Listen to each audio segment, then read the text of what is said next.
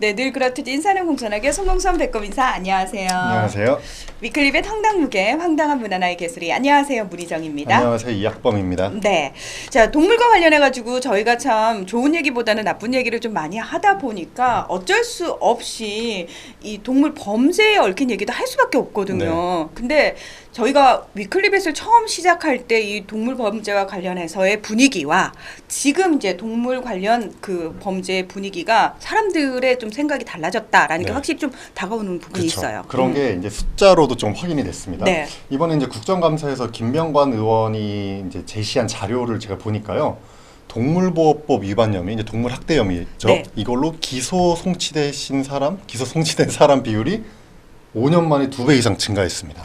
아 잠깐만 이건 네. 근데 사실 좀 여러 가지 의미로 생각이 드는 네. 게 그만큼 동물 범죄를 저지르시는 분들이 많아졌다는 건지 네. 아니면 이 동물 관련 범죄에 대한 관심이 높아져서 이 부분을 그냥 넘기지 않는다는 건지 그렇죠. 요거는 사실 살짝 헷갈리는 부분이긴 맞습니다. 하네요. 그래서 실제로 고발 건수 우리가 분모를 봐야 되는데 네. 사실 그 자료까지는 구하지 못했어요. 그래서 어쨌든 그런 이제 두 가지 이유 중에 어떤 건지는 확인이 안 되는데 어쨌든 기소된 사람들이 많다. 네. 2014년에는 262명, 2015년에는 264명, 2016년에는 331명, 2017년 459명으로 갔다가 작년에 2018년에는 무려 592명이 기소됐거든요.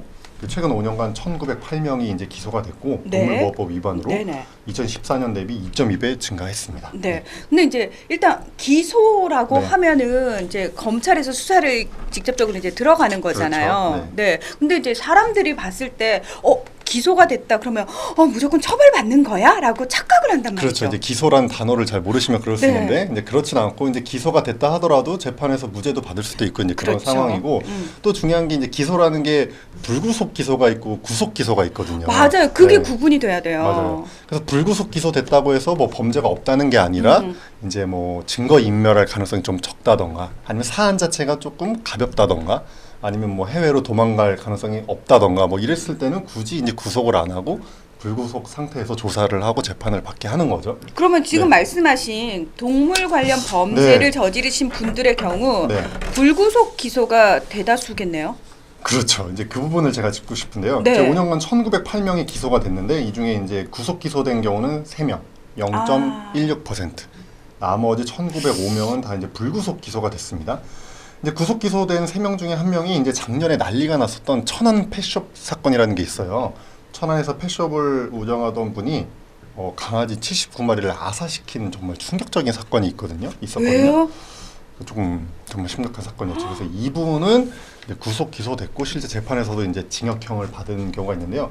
이 사람을 포함해서 단 3명밖에 없었습니다. 네. 잠깐만 근데요. 네. 약간 지금 또 짚어야 되는 부분이 네. 뭐냐면은 아까 이제 구속 기소를 할 때는 범죄, 네. 그러니까 증거를 인멸할 가능성이 네, 높거나 네. 또는 사안이 별로 이렇게 중대하지 않을 경우 뭐 네. 이런 여러 네. 가지 경우의 수가 있는데 네.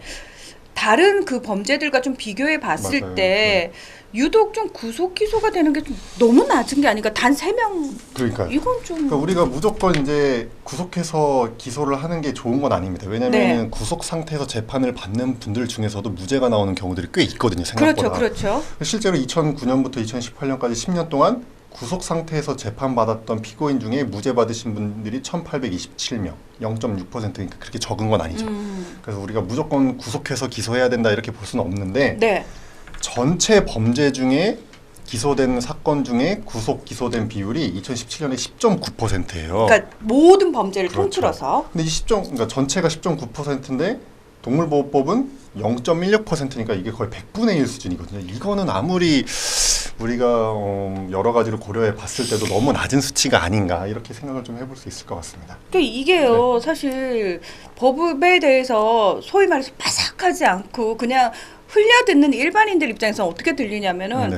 마치 동물 관련 범죄는 별로 그렇게 심각하게 보지 않는 듯한 그렇게 별로 그러니까 동물과 관련해서는 아직까지는 우리 사회가 뭐 그렇게 큰 범죄를 생각하지 않게 만드는 약간 그런 착각 효과도 좀 일으킬 수 그렇죠. 있고 그런 메시지도 좀 줄 수 있단 그런 말이죠. 메시지로 읽혀요, 사실은. 왜냐하면 대부분 분들이 이제 불구속됐다 그러면 기소됐다 하더라도 무죄라고 생각하시는 분들이 많기 때문에 맞아요. 거의 2,000명 가까운 사람 중에 3명만 구속 기소됐다 그러면 아, 뭐 동물 관련 범죄는 뭐 저질러도 뭐 별로 처벌도 안 받네, 구속도 안 되네, 뭐 이렇게 받아들일 가능성이 매우 높죠. 그래서 요런 거는 이제 우리가 경각심을 주기에는 좀 부족한 그런 자료가 아닌가 이런 생각이 듭니다. 네, 이게 최근 들어서 사실 동물 관련 범죄에 관심도가 상당히 높아졌거든요. 그리고 분노하는 수치도 일반인들의 그 의식 수준도 상당히 높아졌단 네. 말이죠. 근데 법 감정이 그렇게 앞서가고 있는데 정작 실제 현장에서는 처벌이 제대로 이루어지지 않고 있다라는 지적 저희가 계속하고 있는데 네. 여전히 그 부분은 좀 많이 개선될 필요가 있겠구나. 맞습니다. 네, 그런 생각이 드네요. 네,